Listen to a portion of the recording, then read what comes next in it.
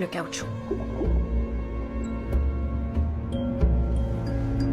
De 1885 à 1890, la machine coloniale de Léopold II a traversé le Congo comme un tsunami. Léopold II avait des besoins financiers pressants. Et le salut est venu de manière inattendue. L'automobile. Quiconque avait de l'argent ou un brin de prétention voulait une voiture. Les voitures avaient besoin de pneus, des pneus en caoutchouc bien sûr. Et au Congo, le caoutchouc coulait des arbres. Au Congo colonial, des villages se sont donc vus imposer des quotas de production de caoutchouc. Si le village n'arrivait pas à atteindre son quota, la force publique pouvait exécuter des villageois. En plus, comme preuve de chaque balle tirée, les soldats devaient ramener une main coupée. Mais les villageois ont conclu un accord avec les soldats. Plutôt que de se faire abattre, ils acceptaient de se faire couper la main. Les soldats épargnaient ainsi des vies et des balles, et pouvaient donc montrer les mains exigées pour le manque de caoutchouc. À la longue, les mains sont devenues un moyen de paiement. C'est toute la perversité du système.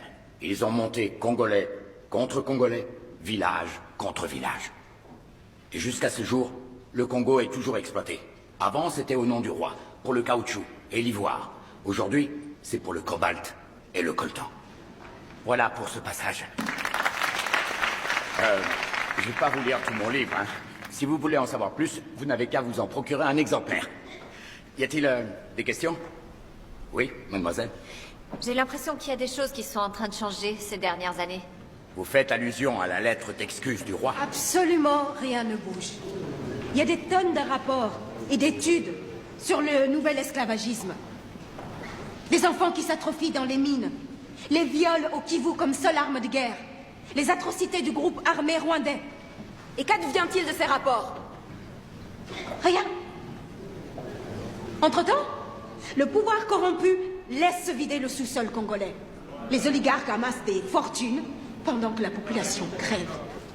C'est vrai que le premier pas, c'est la reconnaissance du génocide et le paiement des réparations. J'ai beaucoup pour de les respect villages pour coloniaux. Et pour les procès que vous avez engagés. Mais qu'a rapporté votre combat judiciaire jusqu'à présent? Le génocide a-t-il été reconnu? Y a-t-il un seul coupable qui a été puni? Black Lives Matter, tant qu'elles peuvent être exploitées. Vous êtes un vieil homme avec de vieilles armes, mené un combat d'arrière-garde contre des fantômes coloniaux du passé. Et pendant ce temps-là, notre patrie crève. 6 millions de morts, 4 millions de réfugiés.